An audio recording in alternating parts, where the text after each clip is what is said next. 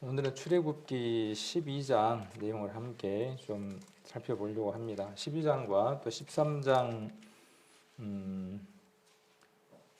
중간 부분까지 16절이죠. 3장 16절까지의 내용들이 이제 장자의 죽음 그리고 출애굽의 준비까지의 과정들이 되어집니다. 그리고 13장 17절부터 시작해서 드디어 이제 애굽에서의 모든 일들이 끝나고 이제 하나님이 약속하신 가나안 땅으로 출발하는 출발의 지점들이 됩니다. 그래서 그 출발의 지점들에 대한 것들을 우리가 좀 더 다음에 또 살펴보도록 하고, 오늘은 새로운 출발을 하기 위한 모든 일들이 마무리되는 그 지점과 또 새 일이 출발되는 그 지점이 함께 겹치는 그 순간들을 한번 살펴보는 시간을 가지려고 합니다. 그래서 12장 11절 한번 보시면 11절부터 14절까지를 한번 보시면 이렇게 같이 제가 한번 읽겠습니다. 너희는 그것을 이렇게 먹을지니 허리에 띠를 띠고 발에 신을 신고 손에 지팡이를 잡고 급히 먹으라. 이것이 여호와의 유월절이니라. 내가 그 밤에 애굽 땅에 두루 다니며 사람과 짐승을 물어하고 애굽 나라 가운데 처음 난 것을 다 치고 애굽의 모든 신에게 벌을 내리리라. 나는 여호와로라. 내가 애굽 땅을 칠 때에 그 피가 너희의 거하는 집에 있어서 너희를 위하여 표적이 될지라. 내가 피를 볼 때에 너희를 넘어가리니 재앙이 너희에게 내려 멸하지 아니하리라. 너희는 이 날을 기념하여 여호와의 절기를 삼아 영원한 규례로 대대에 지킬지니라.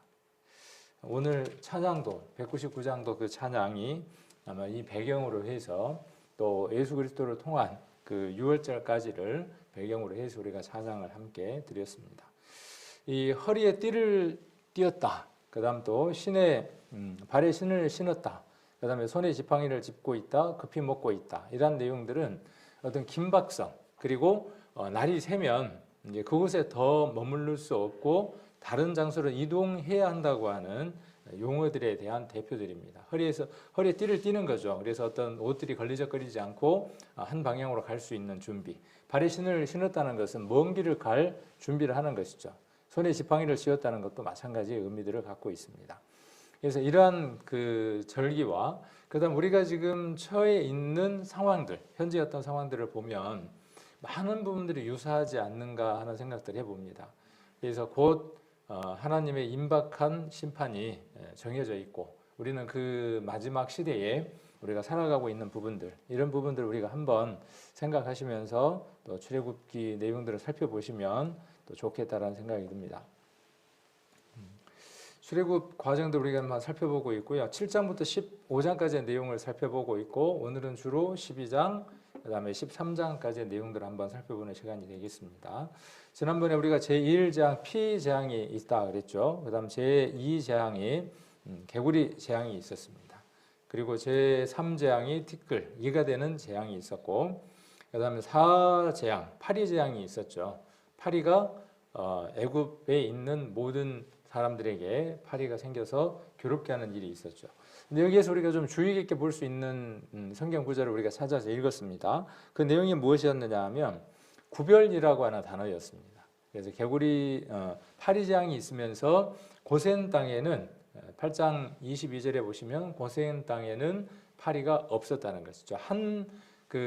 애굽이라고 하는 땅 안에 고센이라고 하는 그 특별한 지역, 그 지역이 구별되어졌다는 거죠. 그래서 이러한 내용들을 우리가 지난번에 성도라는 말은 구별된 무리라고 하는 뜻이죠. 거룩한 무리라고 하는 뜻도 되지만 그 거룩한 무리는 특별히 세상으로부터 구별해낸 하나님께 속한 거룩한 무리의 약자가 성도이기도 합니다. 그곳을 하나님이 왜 구별하셨냐는 것이죠. 고센 땅을 하나님이 왜 구별했냐. 파리들이 그 애굽이라고 하는 땅 안에 가득하였지만 고센이라고 하는 곳에는 왜 파리가 없었느냐 하는 것을 출애굽기는 이스라엘 민족들에게 이야기해주고 있는 것이죠. 성경을 보는 우리들에게도 오늘날 무엇을 이야기하느냐 하면 동일한 시간 가운데에서, 동일한 공간 가운데에서 구원받은 사람과 구원받지 않는 사람이 세상에 섞여져 살아가지만 사람들 눈에는 그것이 구별되어지지 않지만 하나님에게는 분명히 구별된 사람들이라는 사실, 이런 부분들을 우리가 파리재앙을 통해서 한번 살펴볼 필요도 있다 해서 우리가 파리장에서 고센 땅을 구별했고 내 백성과 내 백성, 내 백성, 네 백성을 구별했다라고 이야기를 하고 있습니다. 또 악질 재앙도 마찬가지죠. 악질은 심한 전염병이라고 이야기를 했고 이것은 이스라엘의 생축과 애굽의 생축을 구별하는 구별짓는 그 매체가 무엇이냐 하면 악질 재앙이었다라고 말씀을 드렸습니다. 여섯 번째 독종 재앙이 있었습니다. 그리고 일곱 번째 우박 재앙이 있었습니다. 우박과 불이 내렸는데 어디는 또 구별됐습니까? 그 9장 25절 26절에 보시면 고센 이스라엘에 살고 있는 그 땅은 구별되어서 그곳에는 불과 우박의 재앙이 내리지 않았다라고 이야기를 하고 있습니다. 이것을 거듭해서 보여주고 있는 것은 애굽이 섬기고 있는 그 신들은 애굽을 보호할 수 없음을 이야기를 하는 것이고 고센 땅은 하나님에게 속한 백성이고 그들이 살고 있는 땅이기 때문에 그 땅이 거룩하기 때문이 아니라 그들이 하나님의 백성이므로 그들이 거룩하기 때문에 그 땅이 구별되어져서 우박과 불이 그곳에 내리지 않았다는 것이죠. 우리가 머지않아 거할 장소, 우리가 머지않아 거할 장소도 있습니다. 그 거할 장소가 우리가 하나님이 계시는 곳이고 그것이 거룩한 곳이기 때문에 거룩한 자가 거하는 곳이기 때문에 그것이 구별되어져서 준비되어져 있는 것이죠. 그렇지 않는 자들은 똑같이 마찬가지로 불과 유황으로 타는 못이라고 하는 그것이 준비되어져 있는 것이죠. 그들의 신, 그들이 섬겼던 것, 그들이 따랐던 그 대가대로 그대로 심판받는 것이죠. 그리고 여덟 번째 메뚜기 재앙이 있었죠. 메뚜기 재앙. 부모들도 살아생전 이런 것은 처음 본다. 제가 지난번에 그랬잖아요. 누가 살아생전 이렇게 맛있는 건 처음 먹어본다 그랬는데 아마 그때 주된 얘기가 뭐였냐면 살아생전 이런 재앙은 처음 본다. 그런 얘기가 이 메뚜기 재앙 때 있었다라고 그렇게 말을 했다라고 하는 것들도 우리가 지난번에 한번 살펴봤습니다. 그 다음 아홉 번째 어둠의 재앙이 있었습니다. 이 어둠의 재앙도 그 고센 땅은 10장 22절에 21절부터 23절에 보면 고센 땅에는 마찬가지로 이스라엘 자손에 거하는 곳에는 광명이 있었습니다. 한쪽은 어둠만 있고 한쪽은 무엇이 있습니까? 광명이 있습니다. 그럴 수 있나요? 그 동일한 시간대에 동일한 애굽 땅 안에 애굽이라고 하는 그 장소 안에 한쪽은 어둠이고 한쪽은 광명일 수 있냐고요.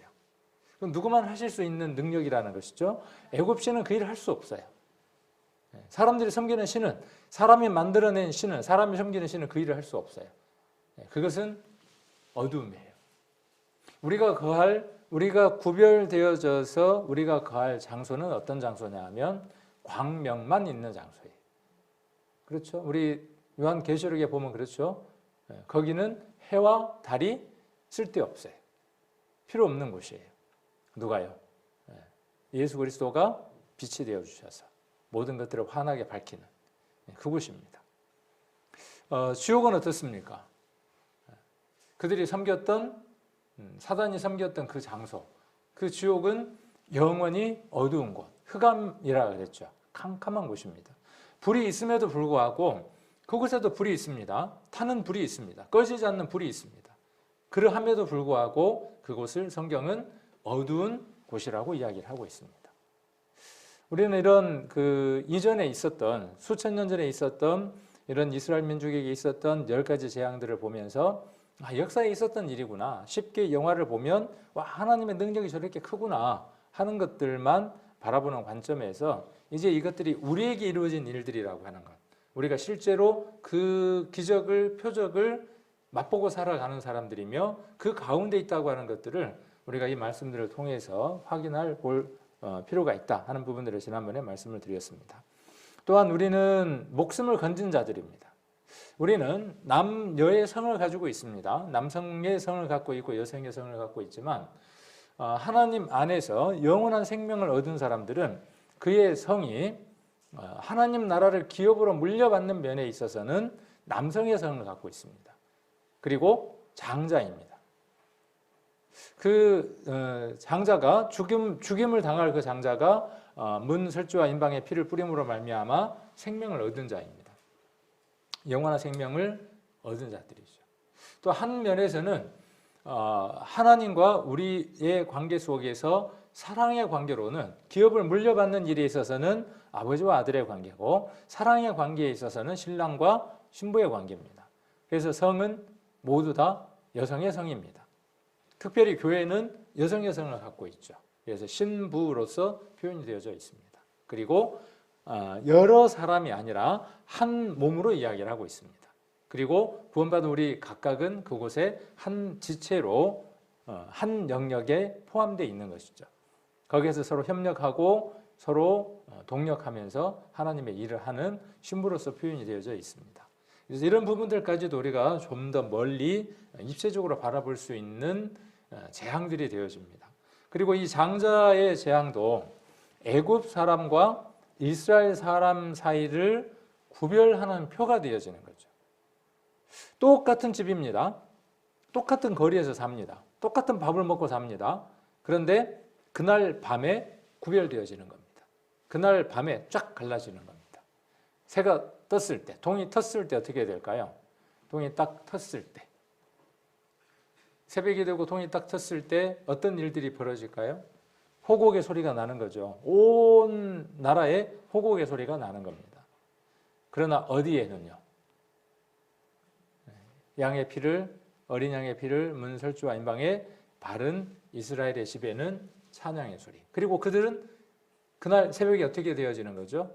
그동안에 430년 동안 함께 있었던 아버지의 아버지가 있었던 그 집, 거기에서 수고하고 애썼던 그 모든 것들, 정들었던 것들, 그런 것들을 이별을 하고 이제 하나님이 지시하는 새로운 장소로 떠나게 되죠. 그렇게 구별되는 표를 스스로 나타내야만 하죠. 그 예전의 모든 그 구별들은 하나님의 전적인 능력에 의해서 이루어지는 것이었어요.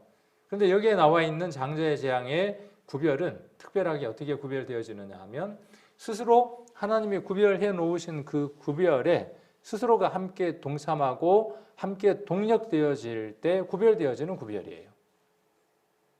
복음이 그렇습니다. 복음이 지난번에 우리 요한일서 공부하면서도 그렇게 이야기를 했죠. 세상의 구주입니다. 그렇죠. 모든 사람에게 이루어질 수 있는 약속입니다. 문설주와 인방의 피를 칠하면 죽음의 사자가 넘어가리라고 하는 그 언약은 모든 사람에게 이루어질 수 있는 언약입니다. 장자가 사는 비결입니다. 그러나 그 언약 안으로 들어가려면, 장자가 살려면 무엇이 필요하냐 하면 순종이 필요하고 행함이, 그것이 내 것이 되기 위한 선택이, 결정이, 그리고 그것에 대한 결과가 분명히 필요하다는 것이죠. 그것으로서 구별되어지는 것이죠. 자주 말씀드리지만 나는 예수님을 믿습니다. 내가 구원받았습니다. 그러함에도 불구하고 여전히 내가 이전에 살았던 삶과 동일한 삶을 살아가고 있다면 어쩌면 스스로 속고 있을 가능성이 농후하다 라는 얘기를 자주 드리는 부분도 그런 맥락에서의 얘기입니다. 자, 그렇게 해서 10가지의 재앙 얘기를 우리가 함께 했고, 드디어 이제 12장에서 6월절이라고 하는 내용에 대한 내용들을 우리가 함께 이야기를 하게 됩니다. 그래서 6월절 규례를 하나님이 정하시죠. 그래서 6월절에 어떤 수식어가 붙었냐 하면 여호와의 6월절이다 이렇게 이야기를 합니다. 이 대목을 넘어가면, 이 대목을 이야기를 하다 보면요, 이 부분에 꽉 매여 있는 교리를 가진 곳이 한 곳 있습니다. 여기에 이 절기, 특히 절기, 그 다음 특히 여기 6월절에 딱 목매여 있는 교회들이 몇 있습니다. 그리고 그것이 그 교회의 주된 교리입니다. 그래서 결론이 무엇이냐? 6월절을 지키지 않으면 하나님과 상관이 없다. 6월절을 지켜야만 천국을 갈 수 있다. 이렇게 이야기하는 교리를 가진 사람들이 있습니다. 그것은 성경의 일부분을 이해하고 있는 것이고 전체를 입체적으로 보지 못하고 있는 것입니다. 코끼리를 만질 때 전체를 다 만져서 입체적으로 알아야 할 텐데 한쪽 벽만 만지고 한쪽 다리만 만지고 코끼리는 우리 집 벽 같다라고 이야기하는 것과 같습니다. 우리가 히브리서에서 잘 배우고 있는 것처럼 히브리서는 유대인들을 위한, 유대인들의 출애굽기와 레위기, 특히 구약의 율법에 관한 모세 오경에 관해서 잘 이해할 수 있는 주석서가 무엇이냐 하면 히브리서입니다. 그래서 그 히브리서의 유대인들에게 무엇이라고 이야기하느냐 하면 똑같이 유월절을 지켜야만 한다고 하는 이스라엘에게, 그들에게 히브리서에서는 무엇을 이야기하느냐 하면 그건 단지 무엇에 불과하다는 거죠. 그림자이고 모형이라는 것이죠. 실체가 있다는 거예요. 그 실체를 만질 수 있고 그 실체를 이루기 위해서 무엇이 있는 것이냐 하면 이런 그림자와 모형이 있다는 것이죠. 이것을 통해서 실체를 볼 수 있고 만날 수 있고 만질 수 있고 그것이 이루어져야 한다는 것이죠. 그래서 예수 그리스도를 통해서 이루어질 모든 일들에 대한 그림자들이 구약에 나와 있는 내용들입니다. 절기들이기도 합니다. 그래서 유월절은 우리가 잘 아시는 것처럼 유월절 어린 양이 되어주신 예수 그리스도에 대한 예언이기도 합니다. 그것이 우리가 예수님의 십자가로 말미암아 성취되었음을 우리는 너무나 잘 알고 있습니다. 그래서 유월절 규례를 하나님이 정해 주시고 여기 보니까 무슨 달이라고 되어 있죠? 아빕월. 그렇죠. 12장 한번 찾아볼까요? 12장. 자, 1절에 한번 보시면 여호와께서 애굽 땅에서 모세와 아론에게 일러 가라사대 이달로 너에게 달의 시작 곧 해의 첫 달이 되게 하고 그동안에 이들이 갖고 있었던 달이 있었는데 그 달이 출발점이 아니라 이제 비로소 이것이 뭐가 되어지느냐 하면 달의 시작이 되어지는 거죠. 곧 해의 첫 달이 되는 거죠. 1년의 첫 달이 되는 겁니다. 그래서 이것을 아빕월 1월이라고 이렇게 히브리 사람들은 이야기를 합니다. 그래서 1월 10일에 흠 없고 1년 된 수컷의 양이나 염소를 취합니다. 1월 10일 날 어린 양을 선택하는 거예요. 그리고 며칠 날? 14일 날 어떻게 합니까? 잡습니다. 14일 날 잡아요. 그리고 그 피를 문설주와 인방에 바릅니다. 그리고 밤에 어떻게 합니까? 고기를 구워 먹습니다. 그리고 무엇? 무교병과 쓴 나무를 아울러 먹습니다. 그래서 난로나 삶아서 먹어서는 안 되고 불에 구워서 먹습니다. 아침까지 놓아두지 말고 다 소화하라고 되어 있고 그리고 허리에 띠를 띠고 오늘 말씀에 기록되어 있는 대로 신을 신고 손에 지팡이를 잡고 급히 먹으라 라고 이야기를 합니다. 그리고 7일 동안 무엇을 먹어야 하느냐 하면 먹을 수밖에 없느냐 하면 무교병을 먹습니다. 그리고 이것이 영원히 지킬 규례가 되어집니다.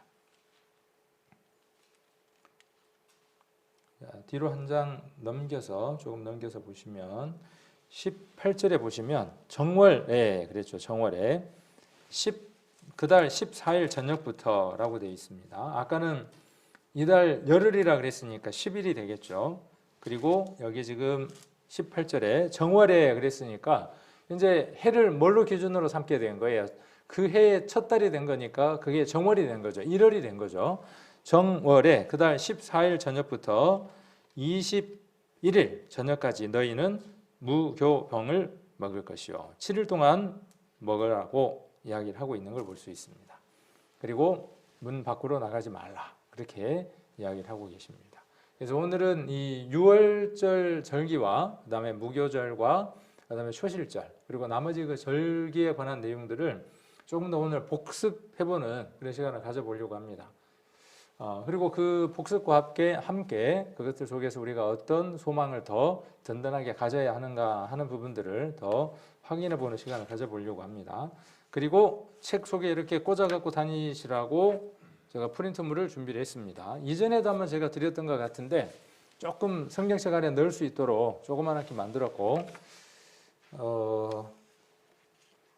돋보기를 쓰셔야 되는 분들은 조금 불편하실 수도 있을 것 같아요.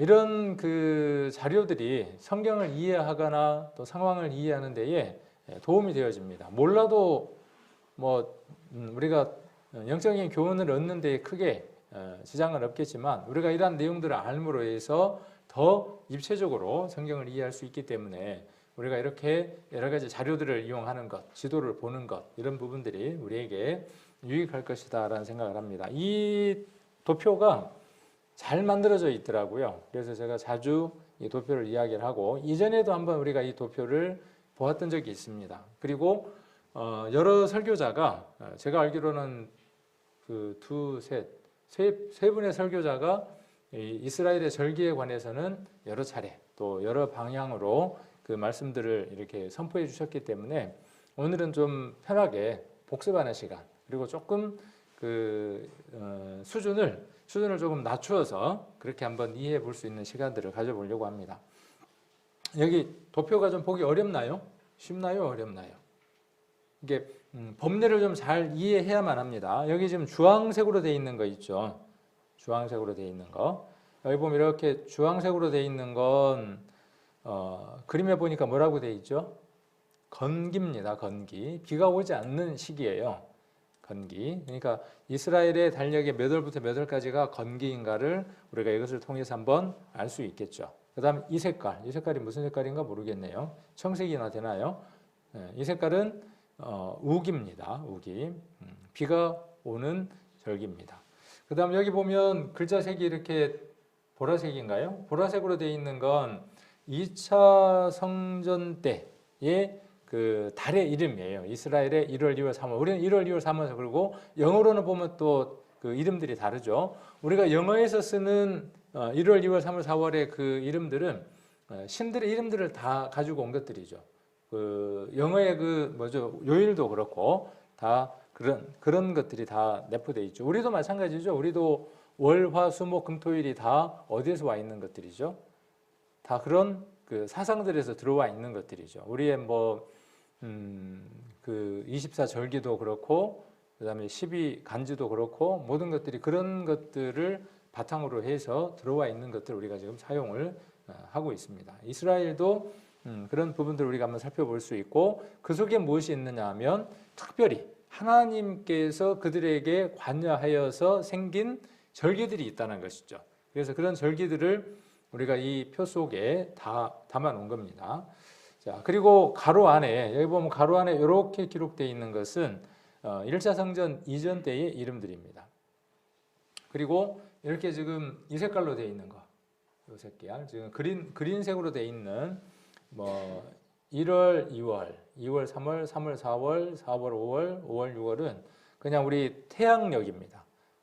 그레고리역, 우리가 쓰는 역을 그레고리역 태양력이라 그러죠. 그 태양력에 해당하는 달입니다. 그다음 여기 지금 빨간색이라고 칩시다. 빨간색으로 되어 있는 1, 2, 3, 4, 5, 6에서 10일까지는 성경에서 나와 있는 그냥 일반적인 달력이에요. 우리가 정월 그러니까 1월이죠. 1월이니까 여기가 지금 1월, 아까 정월 그 말입니다. 그런데 아까 그 이름이 뭘로 바뀌었습니까? 여기 보니까 지금 그게 뭘로요? 니산. 그리고 아까 아빕이라고 하는 것은 1차 그 성전 때의 이름. 그리고 니산이라고 하는 것은 2차 성전 때의 이름. 이렇게 되어져 있습니다.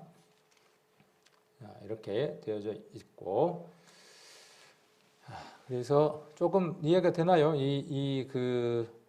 법례에 관한 건 그렇게 한번 생각을 하시면 되겠고 여기에 지금 조그맣게 적혀 있는 것들은 날짜예요, 날짜. 그 해당되는 어떤 날짜를 이야기하기 위해서 날짜를 이렇게 표시를 해두었습니다. 자, 그러면 6월절이 있고요. 여기 보면 6월절이 있습니다. 잘 보이시나요?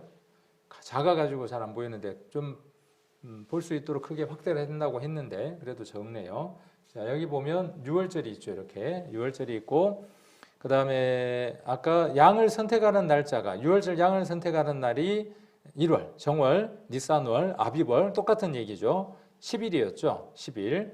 그 다음에 양을 잡는 날이 아까 며칠이었어요. 14일. 그 다음에 15일, 6월절 첫날, 무교절이 되는 날. 그리고 21일이 6월절 일곱째가 되는 날. 이렇게 되어집니다. 그래서 이것 보는 방법은 조금 이해를 하시겠죠. 이렇게 되어져 있습니다. 그 다음, 그러면 이 오순절 혹은 칠칠절이라고 하는 오순절은 몇 월 며칠이겠습니까? 이 도표를 갖고 우리가 이해를 한다면.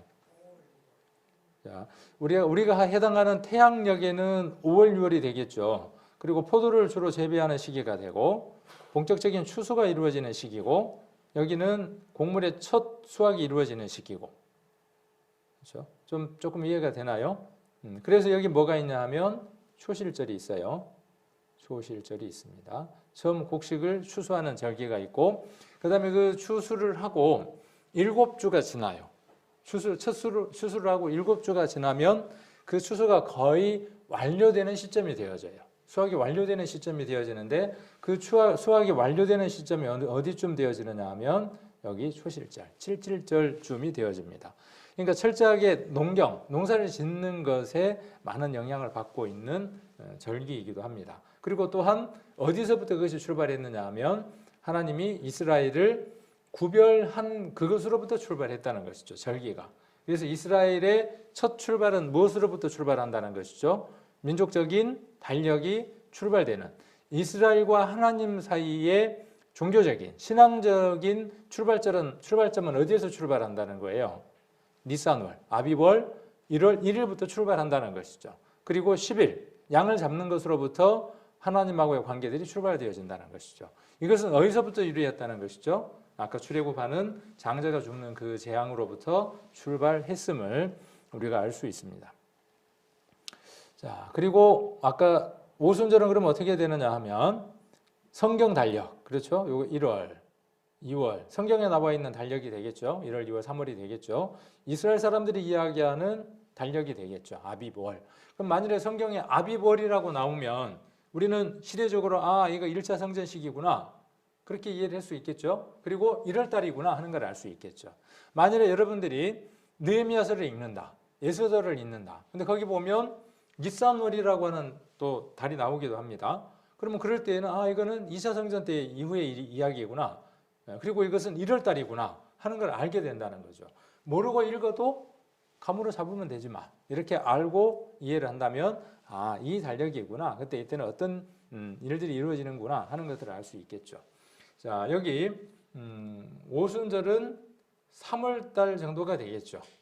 좀 헷갈려요. 그러니까 성경에 나와 있는 하나님하고의 관계 속에서는 3개월째 3월 달이 되는 거죠. 그리고 이스라엘의 일반적인 달력으로는 시반월이 되겠죠. 시완이라고 이야기하기도 하고 발음이 시반 되기도 합니다. 그리고 며칠 여기 어디서부터 세우니까 여기서부터 세어서 여기까지 오니까 3월 6일이 된다. 이렇게 달력에다가 지금 도표에다가 그린 사람이 표시를 해주고 있는 겁니다. 그러면 오순절은 우리가 3월 6일인 걸 알 수 있고 이스라엘 달력으로서는 시반월이라고 하는 걸 알 수 있겠죠. 자, 그 다음 여기 보면 이른비가 내리죠. 자, 그리고 이스라엘의 민간의 설날 하나님 안에서의 시작점은 언제냐 하면 아까 아비월, 니산월 1월 1일. 우리도 그렇죠. 우리도 신정이 있고 구정이 있고 우리에게 태어난 날이 있죠. 그리고 또 하나가 더 있죠. 우리에게 하나님을 만난 날이 있어요. 그 여러 날 가운데에 신정이 있고 구정이 있고 내가 태어난 날이 있고 그 다음 내가 하나님을 만난 날이 있는데 그 중에 어느 날이 가장 중요한가요? 어느 날이 소중한가요? 내가 태어난 날은 필요 없는 날인가요? 그렇지 않죠. 내가 태어난 날도 소중한 날. 신정 구정도 소중한 날. 우리가 어떤 극단적인 어떤 그 사고 방식보다는 모든 것들이 다 하나님께서 우리에게 허락하신 부분들이기 때문에 다 소중한 날들이죠. 그러나 그 가운데에 그 모든 것들이 무엇을 위해서 존재하는 것이죠? 하나님하고의 그 관계가 맺어지기 위해서 출발된 것이죠. 우리는 6월절이 각각 다르죠. 여러분들의 6월절의 날이 각각 다릅니다. 연도가 다 다릅니다. 이스라엘의 하나님을 만난 그 달의 첫날이 다른 것처럼 우리의 각각의 달들이 다르죠. 그래서 여러분들에게는 6월절이 모두에게 있습니다. 그리고 각각 그 날은 다릅니다. 저도 저 마음에 제 생에 문 임방과 설주에 우슬초로 어린 양의 피를 분명하게 확실하게 칠한 날이 있습니다.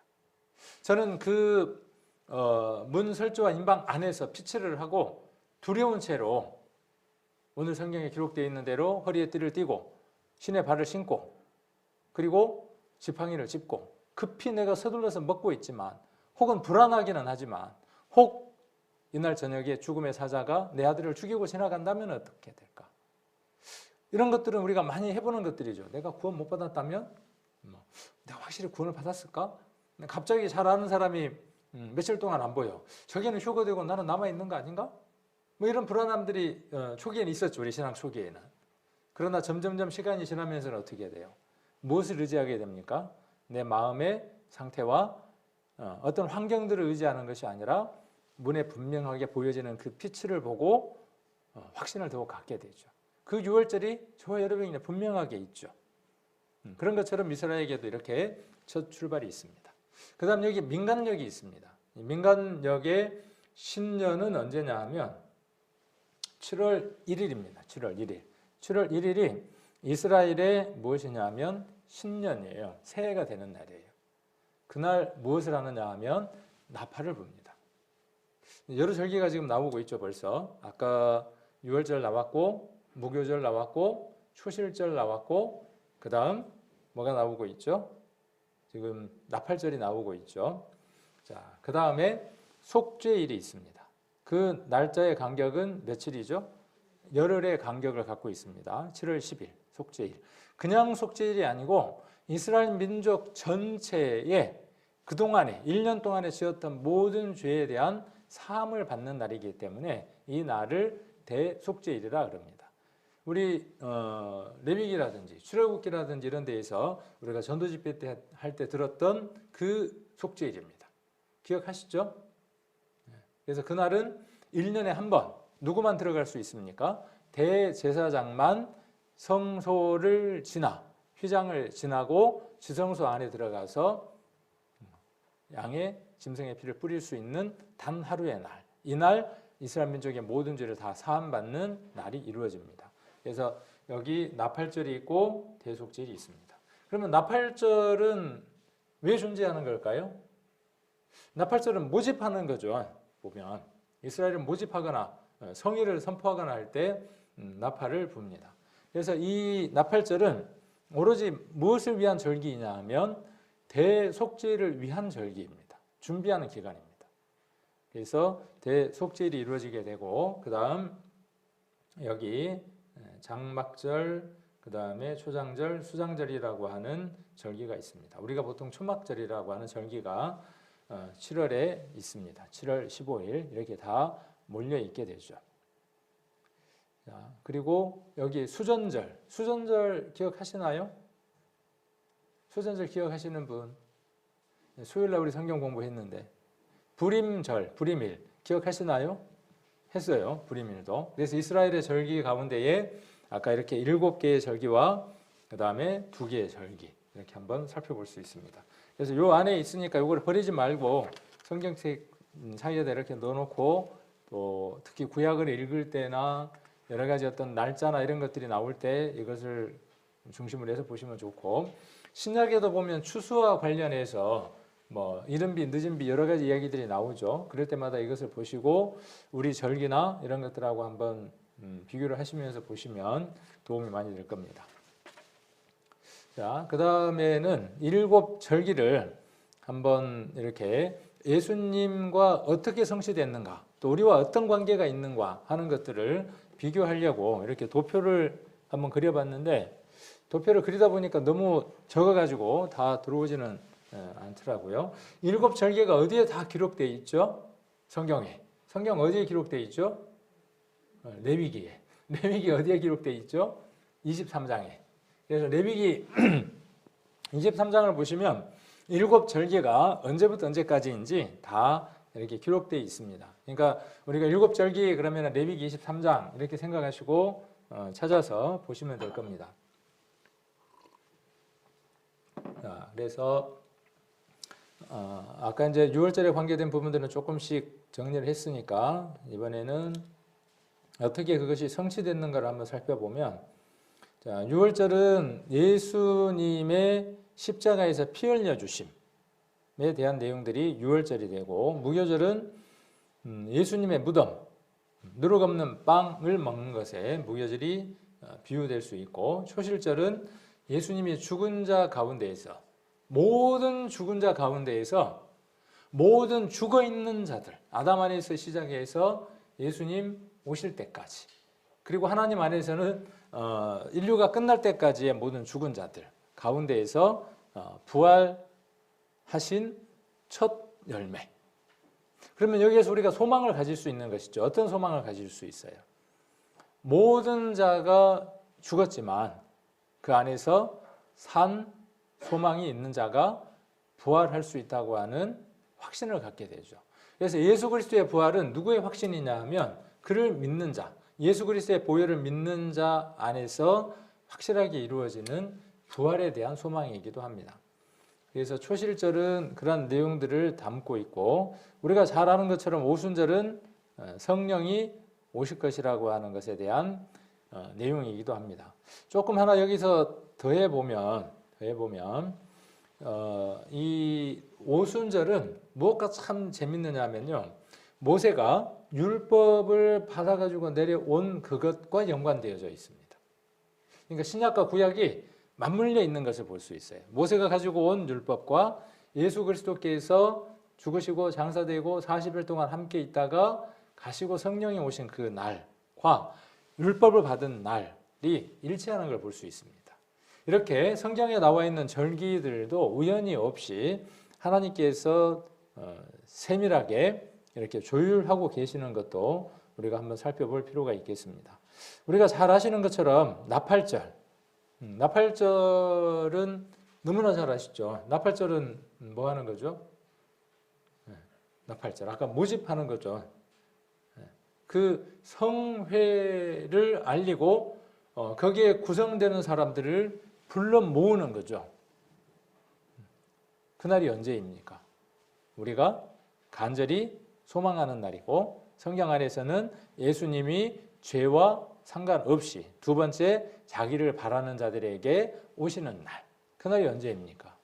우리가 공중에서 들려서 우리가 사랑하는 그 주님을 만나는 날, 기쁨 가운데서 그분을 만나는 날이 이 공중 재림하는 날입니다. 그래서 교회가 휴거를 받는 겁니다. 내가 그 교회 속에 소속이 돼 있을 때, 자, 교회라고 하는 몸이 들려 올라가는 겁니다. 그 속에 내가 한 일부분입니다. 그래서 내가 교회 안에 보여지는 교회와 보여지지 않는 그 교회 속에 내가 얼마만큼 유기적으로 잘 연합해 있느냐가 휴거가 되느냐 마느냐예요. 그렇겠죠?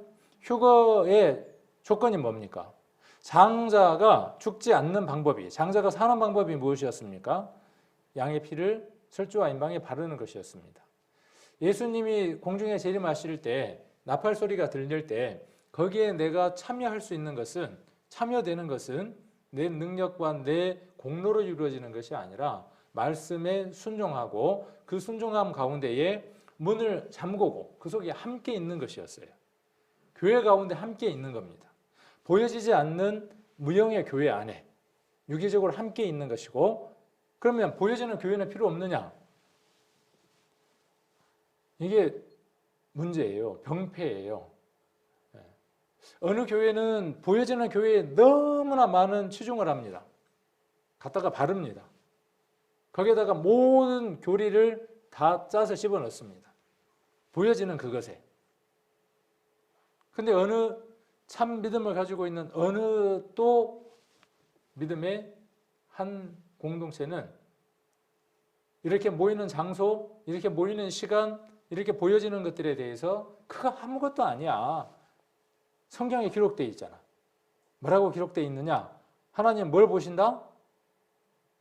외모를 보시잖아. 뭘 안 보신다? 아니, 하나님 뭘 보신다? 중심을 보신다. 입이 심부름을 잘 못했어요. 하나님 뭘 보신다? 외모를 보지 않고 하나님 뭘 보신다? 중심을 보신다. 그러면 그렇게 생각하는 사람의 중심이 바를까요? 저는 아니라고 생각합니다. 그렇게 생각하는 중심 자체가 들려 있는 겁니다. 그 성경은 그렇게 적용되어져야 될 성경이 아니라 사람은 외모를 볼 수밖에 없다. 그러나 나 여호와는 외모와 중심을 함께 보시는 분이다. 우리는 이런 말씀들 속에서 우리의 생각들을 고쳐가야 합니다. 바꿔가야 합니다. 5년 전이나 10년 전이나 15년 전이나 20년 전이나 교회가 발전하지 않고 신앙이 성장하지 않는 이유가 어디에 있느냐 하면 고착화입니다. 자기의 생각을 바꾸지 않는 겁니다. 말씀을 부지런히 읽는 사람은 어떤 사람이냐? 말씀을 읽은 결과는 무엇으로 나와야 하느냐 하면 말씀에 내 삶을 맞추어야 합니다. 그러므로 성경을 많이 읽는 사람은 자기가 틀렸음을 인정할 수 있는 사람이고 인정되어지는 사람입니다. 그 사람이 성경을 바르게 읽은 사람입니다. 말씀을 제대로 들은 사람은 어떤 사람이냐 하면 내게 바꿔야 할 것이 너무나 많은 삶이 있다는 것을 발견하고 인정하는 겁니다. 그리고 그것을 바꿔나가기 위해 성령의 도우심을 입어야 한다는 사실을 인정하는 사람입니다. 내일 내가 비록 실패한다고 할지라도 주일날 말씀드렸던 것처럼. 자, 그리고 대속죄일입니다. 대속죄일은 마태복음 25장하고도 관련이 있고요. 우리가 마태복음 25장을 이방인들에게 많이 적용을 해서 비유를 이해하고 풀고 그렇게 했었습니다. 근데 마태복음 25장은 이스라엘의 천년 왕국 때에 있을 일들에 관한 내용들이기도 합니다. 그래서 대속죄일은 어디와 연관이 있느냐 하면 천년 왕국과 연관이 있습니다. 그래서 여기 누가 이렇게 정리를 참 잘 해놨더라고요. 제가 이 도표는 제가 만들었어요. 여러 도표들을 정리를 해갖고 제가 이제 만들었는데, 그분이 정리해 놓은 것 보세요. 가운데 하나가 무엇이 기록되어 있었냐 하면 야곱의 7년 환란이라고 이렇게 적어놨어요. 그러니까 우리는 7년 동안 혼인잔치를 함에 있어서 우리는 소망을 갖습니다. 그런데 유대인들은 그들이 지금 구원함을 받지 못한다면 그곳에 참여할 수 없습니다. 지금 유대인들이 구원함을 얻는다면 우리는 잘 아는 대로 메시아닉 주가 되어져서 그들은 교회 안의 일원으로 포함됩니다. 그래서 그들이 교회가 휴거될 때 그들도 함께 휴거합니다. 그러나 구원함을 받지 못한 유대인들이 구원함을 받을 수 있는 일시적인 기회들이 주어지죠. 계시록이라든가 여러 성경들을 통해서. 그럴 때에 그들은 7년 환란 가운데 들어갑니다. 그리고 그 환란 가운데서 그들이 구원함을 얻게 됩니다. 그리고 14만 4천 그 성도 그 끝까지 견디는 자는 구원을 얻으리라고 하는 제한된 사람들에 해당하는 말씀들이 이루어지게 되죠. 그래서 끝까지 견디는 자는 구원을 얻는다고 하는 이 말씀은 이방인에게 주어진 말씀이 아니라 유대인들에게 국한된 말씀이라고 하는 것을 우리 여러 설교자가 강하게 이렇게 또 이야기를 해주시고 했던 것들을 기억하실 겁니다. 그래서 이 대속죄일은 이스라엘이 1년에 한 번 그들의 민족의 죄를 다 속죄함을 받았던 것처럼 두 증인이 민족적인 대회개 운동을 일으키게 되고, 그렇죠. 모세와 엘리야의 심령을 가진 자가 나타나서 그 민족들을 회개하게 되고 거기에 응답하게 되고 그들이 죽였던 예수 그리스도가 자기들의 구세주인 것을 알게 되고 그들이 구원받는 시간들이 일시적으로 주어지게 되죠. 그래서 이스라엘의 대속죄일이 있을 것이라고. 이 속죄일이 이곳에 있는 것은 참 재미있는 일이죠. 그렇죠? 어디에 있어야 우리가 순서장으로 맞을 것 같아요? 신앙의 순서장으로 봤을 때. 어쩌면 유월절보다 더 앞에 있어야 순서상으로 맞을 것 같아. 우리를 본다 그러면. 우리는 그렇죠. 속죄가 있어야 하고 순서가 그렇잖아요. 근데 이들에게 있어서는 이것이 절기가 이곳에 있는 걸 볼 수 있습니다. 그 다음 장막절이 있습니다. 초막절. 풀로 집을 짓고, 이것도 제가 이전에 한번 여러 가지 자료를 보여드리면서 지금 현재 이스라엘 사람들도 집 앞 테라스에다가 이렇게 초막을 지을 수 있는 것들을 마련해 놓고 지금도 그 절기를 지키고 있다고 하는 것도 제가 한번 설교 시간에 말씀을 드린 적도 있고, 기억하시나요? 그래서 초막절 날 어떤 그 음식들이 있었죠. 준비해야 되는 과일들이 있었죠. 그런 과일들 준비하고 했던 것들도 한번 이야기를 했었고, 그 다음에 그 나팔절, 신년, 7월 1일 날 그들에게 어떠한 행사가 있는가 하는 것들도 예전에 한번 우리가 설교 시간에 한번 공유를 했던 적도 있습니다. 다 기억을 하시면 좋겠지만, 그래서 장막절 날 이러한 일들이 있게 됩니다. 그래서 이 장막절은 40년간 광야 생활에 대한 개념이고, 그 다음에 대속죄일은 속죄일에 대한 개념이고, 7월 1일 나팔절은 신년에 관한 것이고, 그 다음에 오순절은 모세가 십계명을 받은 것을 기념하는 것이고, 이렇게 쭉 절기들이 예수님과 다 맞닿아 있다고 하는 사실들을 우리가 이해할 필요가 있고, 예수님과 맞닿아 있는 이 절기들은 누구와 연관이 있느냐 하면 그리스도인들의 절기와 연관이 되어져 있다는 거죠. 우리는 절기를 지키지 않습니다. 그 절기들이 우리 안에 이루어져 있습니다. 이 7 절기들이 우리 안에 이루어져 있고 7 절기들이 이루어질 것이고 이루어진 절기들이 있죠. 누구를 만남으로 말미암아 예수 그리스도로 만남으로 말미암아 이루어진 절기들이 있습니다. 자, 이것을 그림으로 이렇게 누가 또 잘 만들어 뒀더라고요. 인터넷을 보니까. 그래서 6월절 계속 한번 반복 복습을 하고 있는 겁니다. 그래서 출애굽 과정에서 장자가 죽지 않고 죽음의 그 심판이 넘어갔다. 그래서 6월절.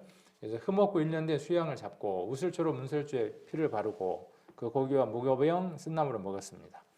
요걸 한번 제가 좀 길게 자료들을 정리를 해서 여기다 이렇게 넣어봤습니다. 중간중간 한번 읽어보도록 하겠습니다. 6월절은 유대인들이 이집트의 노예 생활로부터 탈출한 사건을 기념한 데에서 유래한 날입니다. 날짜는 유대력 니산월, 아까 아빕월도 되죠. 14일 저녁. 그러니까 출발점은 11일, 그 다음에 그것을 잡는 날은 14일 이렇게 된다 그랬죠. 성경의 연간 절기 중 첫 번째 절기이다. 그레고리 역의 3월에서 4월에 해당한다. 6월절의 명칭은 대부분 넘어간다는 의미를 가지고 있다. 애굽에 내려진 10가지 재앙 중 마지막 재앙인 장자들의 죽음으로부터 넘어갔다는 데서 유래한 명칭이며 하나님의 도움으로 재앙에서 구원받았다는 의미를 담고 있다. 유대교에서는 3절기 중 봄에 지내는 절기이기 때문에 봄 축제라고도 하며 노예 생활로부터 탈출을 강조하는 의미에서 자유의 때라고도 한다. 신약 성경에서 6월절은 예수님의 최후의 만찬이 이루어진 날로 기록되어 있다. 이렇게 절기들이 서로 맞물려 있다라고 이야기를 하고 있습니다. 제2유월절이라고 혹시 들어보셨나요? 제가 이걸 언제 들어봤나 하면은 우리 교회 옛날에 있었던 분인데 어디로 갔나 하면은 하나님 교회로 가신 분이 있어요. 그분이 와갖고 이 얘기를 하더라고요. 성경에 제2유월절이 있는데 그 제2유월절이 왜 있는지 알아요? 그러더라고요. 모르겠는데요. 모르니까 모르겠는데요. 좀 이야기해 주세요. 그랬더니 유월절을 반드시 지켜야만 하는데 못 지킬 경우가 생기잖아요. 그러면 지옥 가잖아요. 그래서 하나님이 한 절기를 더 만들어서 이 절기를 지킬 수 있도록 해줬기 때문에 제2유월절이 있다는 거예요. 맞는 것 같아요. 또 비슷하기도 해요. 그래서 여기 보면 제2유월절은 매년 2월 14일이다. 없는 얘기를 갖고 이야기를 하는 게 아니에요. 미혹하는 게 아니죠. 6월절인 1월 14일부터 한 달째 되는 날인데 6월절 당시에 율법상 부정하게 된 자들이 있어 모세가 어찌해야 할지 여호와께 물었어요. 민수기 9장에 나와 있는 내용입니다. 그래서 2월에 6월절을 지키라는 명령에 의해서 제정된 절기가 제2유월절입니다. 그래서 연간 절기 중에 두 번째 지킬 기회가 있는 절기는 6월절이 유일하다. 모세는 제2유월절을 광야에서 지켰는데 이는 여행이나 부정함으로 인해 6월 절기를 정기시킬 수 없는 상황이 벌어졌기 때문이다. 특별한 케이스였던 거죠. 히스기야도 제2유월절을 지켰는데 6월절을 모르고 있다가 그렇죠? 흩어져서 율법책에서 발견하고 지키려고 했는데 1월 6월절에 제사장도 부족하고 백성들이 다 모이지 못했기 때문에 제2유월절을 지켰던 예가 있다는 얘기입니다.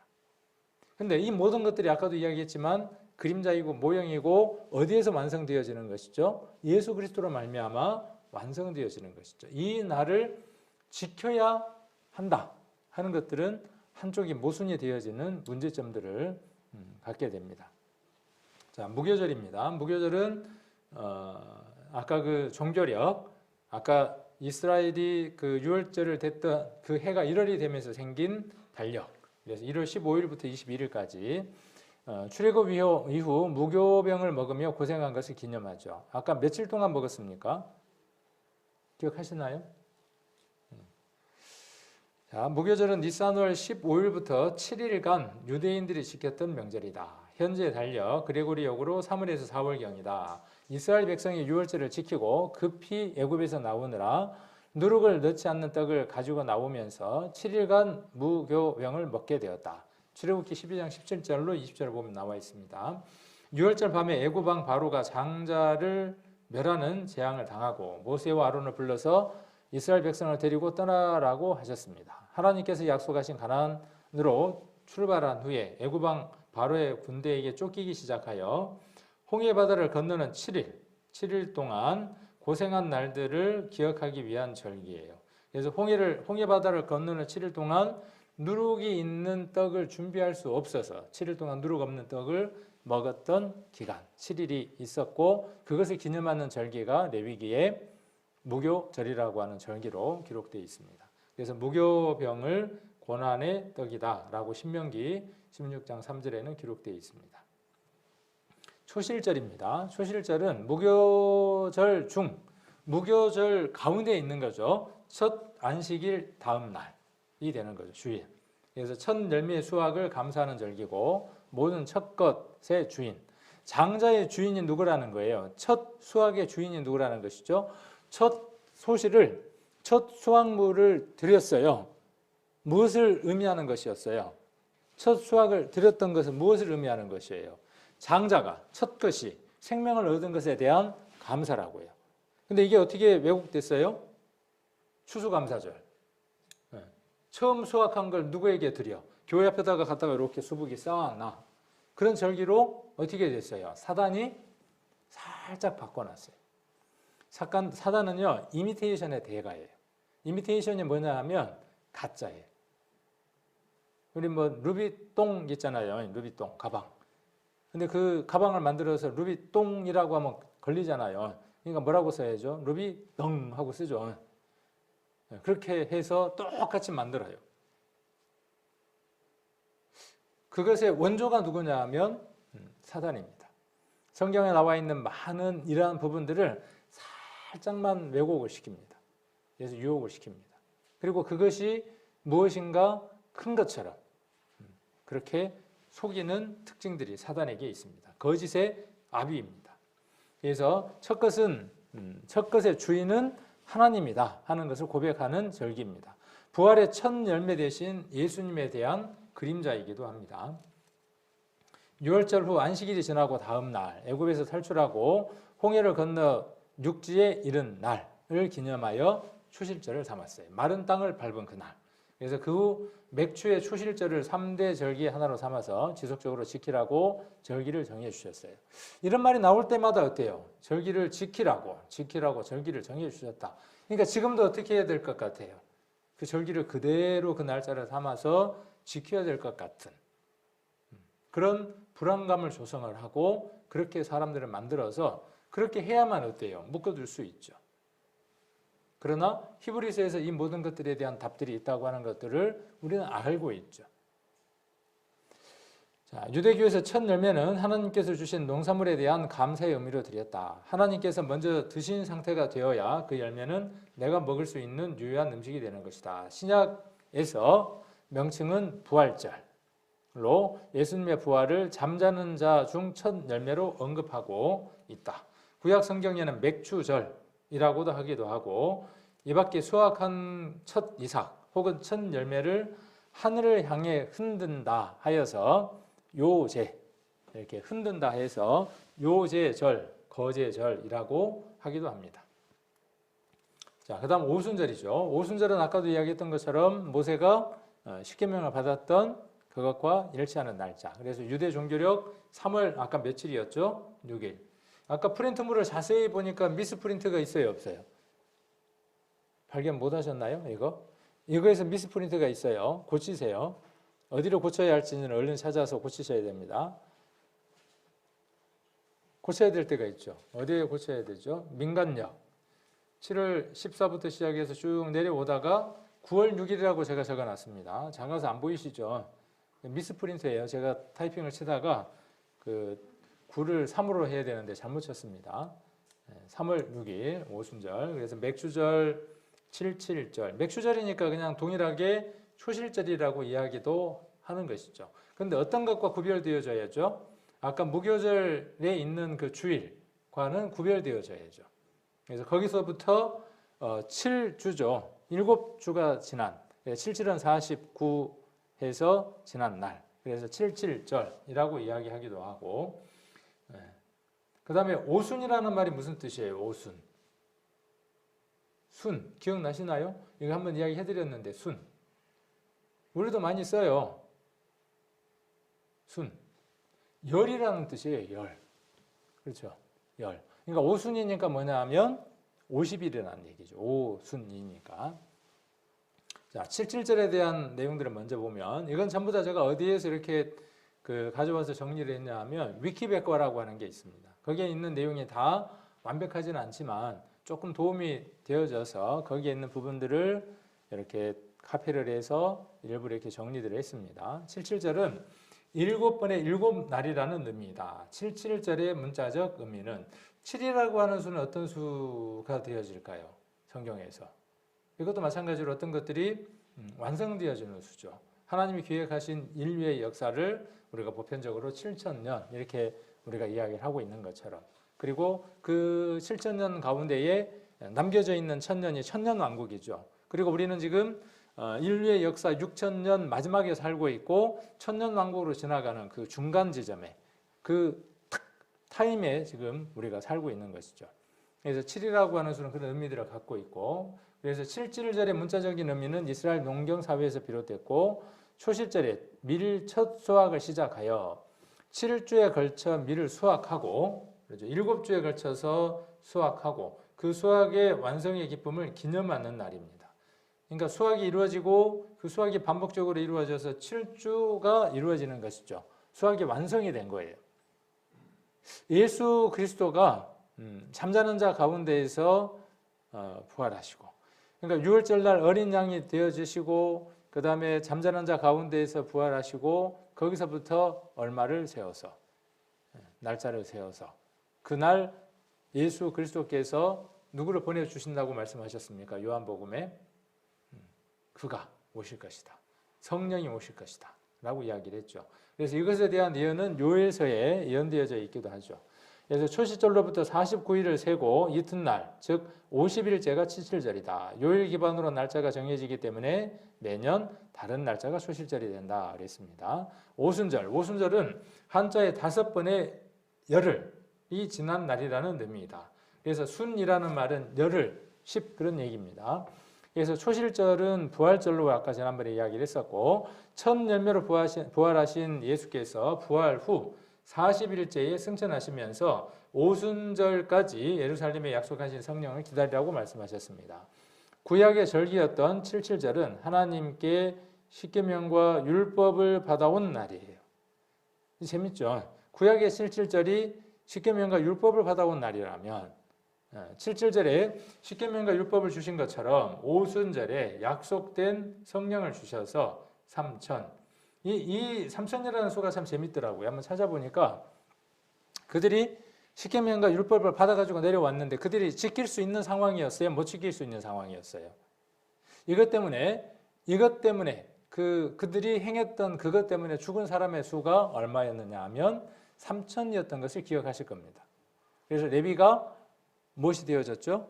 제사장이 되어지는 자기 동족을 칼로 다니면서 진멸했던 멸절시켰던 그 사건에 나와 있는 수가 3천인데 여기는 역으로 어떻게 되어져 있냐 하면 성령을 주신 날 하루에 3천이 이렇게 되어져 있더라고요. 그리고 5,000명씩 많은 영혼들이 구원받게 되어 교회에 큰 부흥이 일어나고 방언의 능력으로 이방인들에게까지 복음이 전파되었다. 이 방언은 못 알아듣는 그 방언이 아니라 각각의 예루살렘에 모였던 사람들이 그들의 고향의 말, 그곳의 말로 들을 수 있는 홀린 랭귀지, 그 나라의 말들로 들을 수 있는 말로 들려졌죠. 그래서 이방인들에게 복음이 전해졌어요.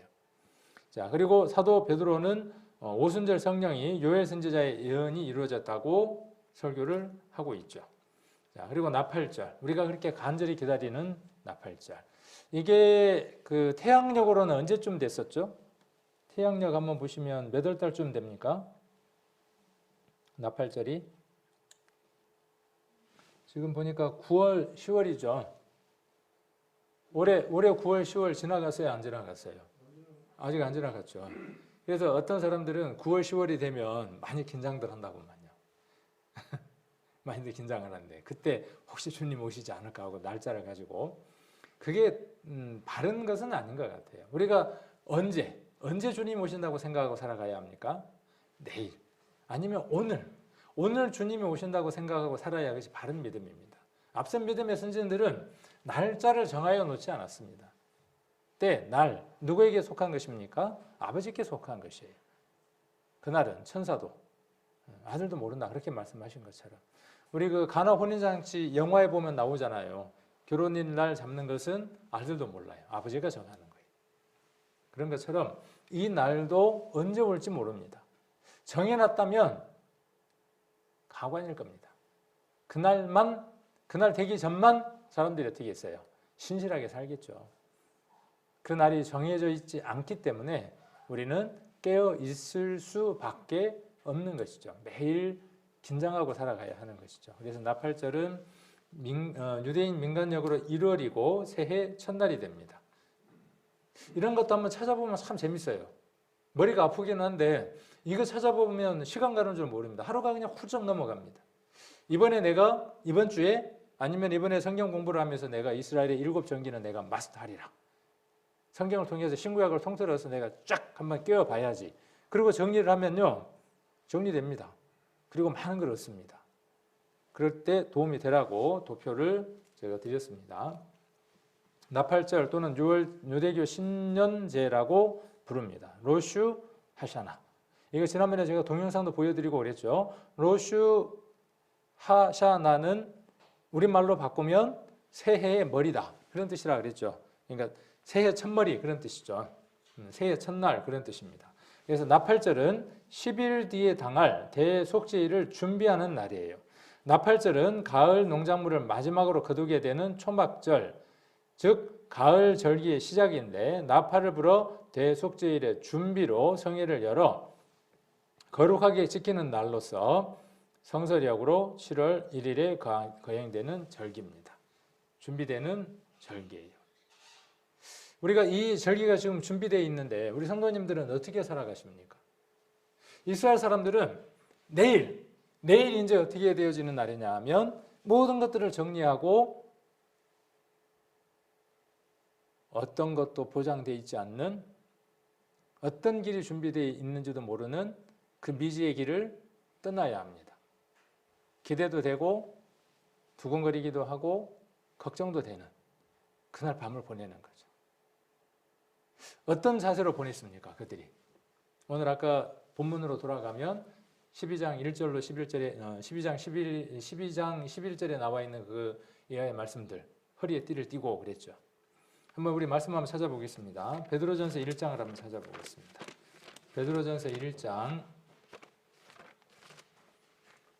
여러 말씀들이 있는데 베드로전서 1장을 먼저 한번 찾아보겠습니다. 1장 13절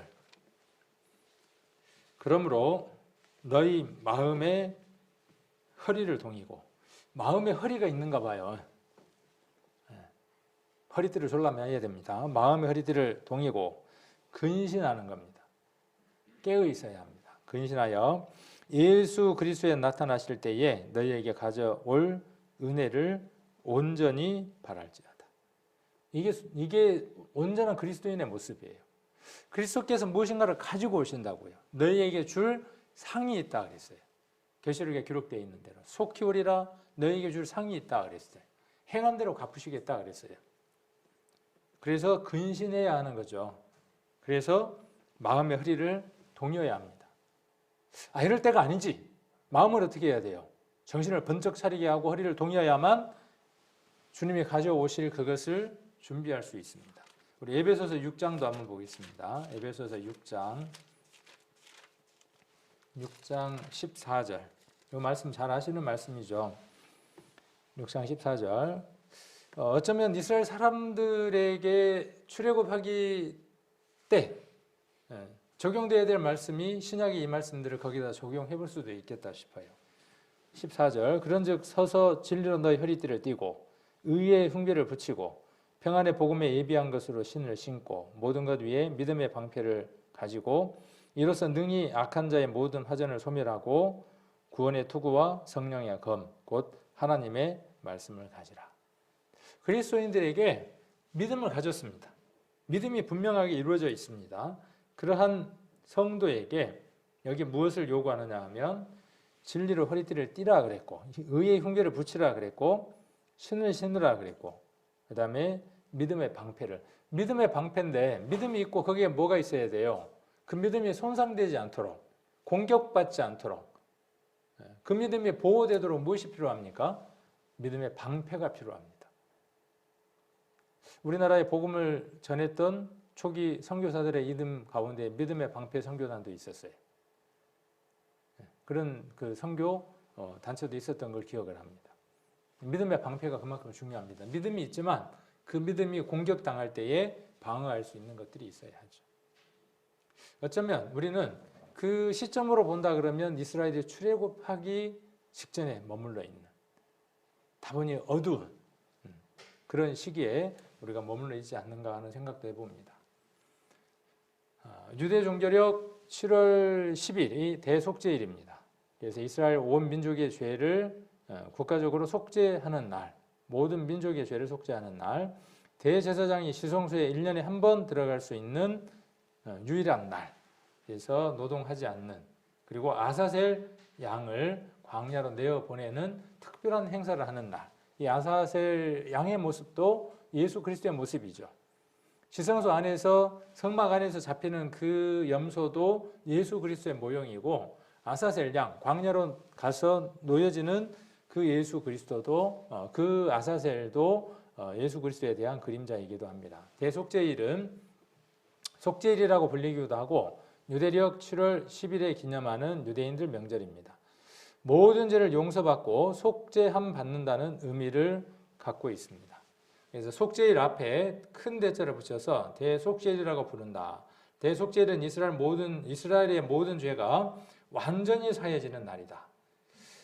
이스라엘이 1년에 한 번 그 일들을 구약시대 때 반복했지만 이제는 역사상 예수 그리스도가 자기들이 죽인 메시아이며 그 큰 죄를 지었다고 하는 것을 민족이 회개하는 날이 온다는 것이죠. 그런 날이 있었습니까? 유대인들에게? 없었습니다. 근데 그 날이 온다는 거죠. 언제요? 휴거가 일어나고 난 이후에, 나팔절 이후에, 교회가 들려가고 올라간 이후에.